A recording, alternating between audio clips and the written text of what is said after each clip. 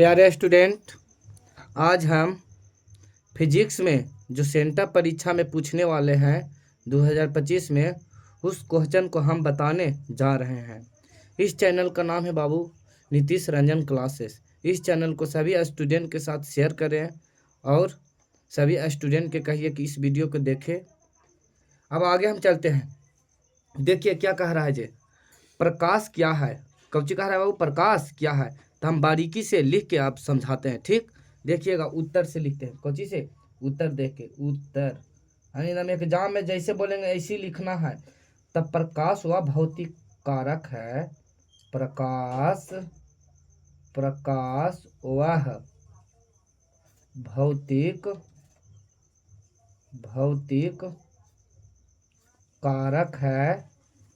कारक है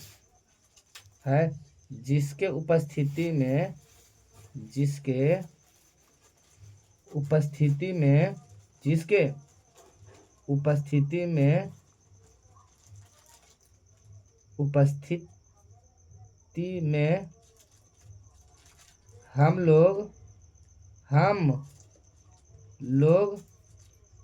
सभी वस्तुओं को देख पाते हैं ना बाबू। हम लोग सभी वस्तुओं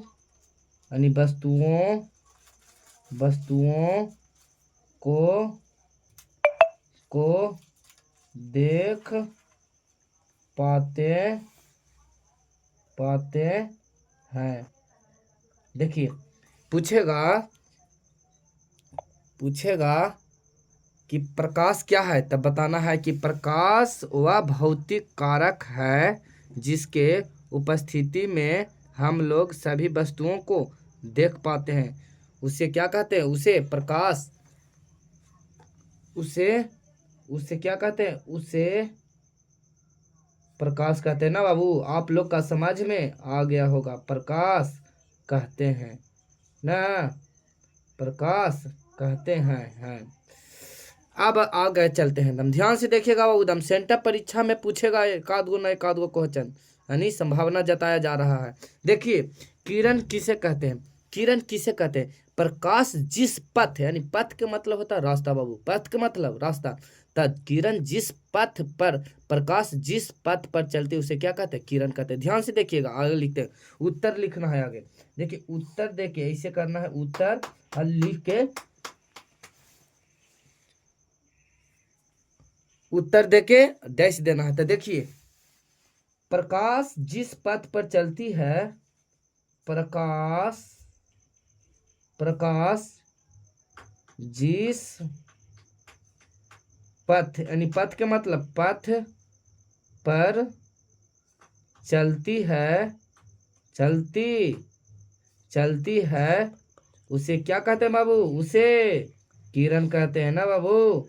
उसे किरण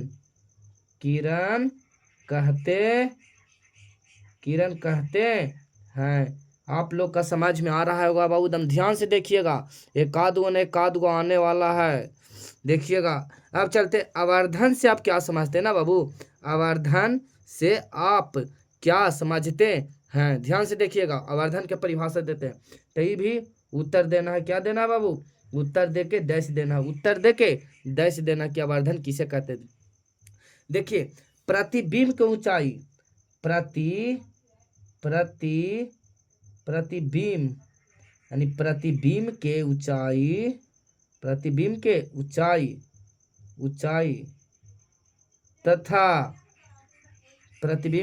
तथा वस्तु के ऊंचाई, प्रतिबिंब की ऊंचाई तथा वस्तु के ऊंचाई के अनुपात को, प्रतिबिंब की ऊंचाई तथा वस्तु के ऊंचाई के अनुपात को आवर्धन कहते हैं। क्या कहते हैं बाबू? आवर्धन। क्या कहते हैं बाबू? आवर्धन कहते हैं ना बाबू। आप लोग का समझ में आ रहा होगा। दम ध्यान से देखिएगा, एरा में कुछ दिक्कत नहीं, हम दम बताने जा रहे हैं बारीकी से। दम ध्यान से देखिएगा। देखिए, ये तो दम सबसे लास्ट क्वेश्चन तो दम भी आई है बाबू। कि दर्पण क्या है और यह कितने प्रकार के होते हैं। इन सभी को हम नाम लिखेंगे और समझाएंगे। आगे दर्पण को हम परिभाषा बताते हैं। तो दर्पण यानी ऐनक, यानी जिसको हम मुंह देखते हैं उसको दर्पण कहते हैं। वैसे परिभाषा नहीं बनाना है बाबू, दर्पण का आगे परिभाषा देखिए। तो देखिए हम उत्तर लिखते हैं, लिखे ना बाबू, तो देखिएगा, तो ध्यान से बारीकी से देखिएगा। तो उत्तर देते हैं, तो उत्तर दे के डैश देवो, उत्तर दे के डैश देवो। तो कांच का वह चिकनी सतह, कांच यानी कांच, कांच का वह चिकनी, कांच का वह चिकनी सतह, कांच का वह चिकनी सतह जिसका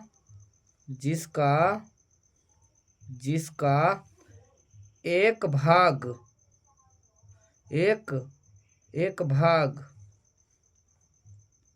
रजतित,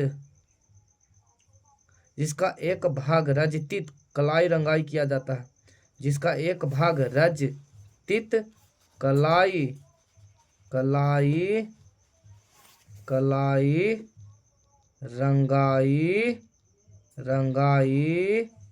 किया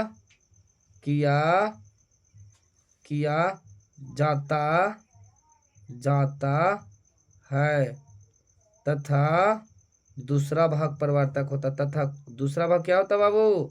दूसरा भाग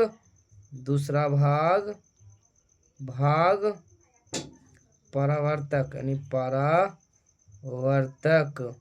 परावर्तक होता है। उसे क्या कहते हैं बाबू? होता है, उसे क्या कहते हैं बाबू? उसे दर्पण कहते हैं। उसे क्या कहते हैं? उसे दर्पण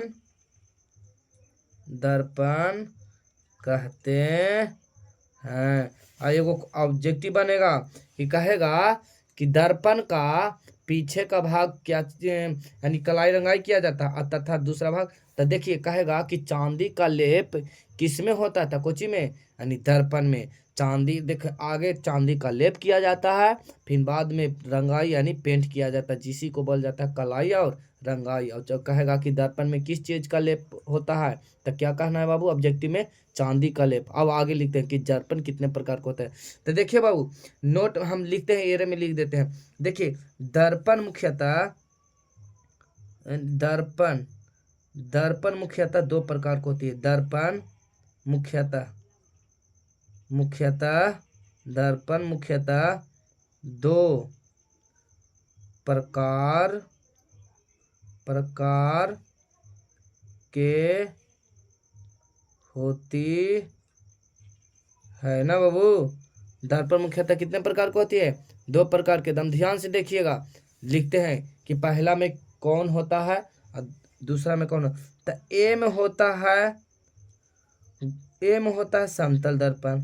दर्पण कितने प्रकार के? दो प्रकार के। पहला में हम लिख देते हैं समतल दर्पण। कौन दर्पण? समतल दर्पण। और दूसरा में क्या होगा? बी में होगा गोलीय दर्पण। कौन दर्पण बाबू? गोलीय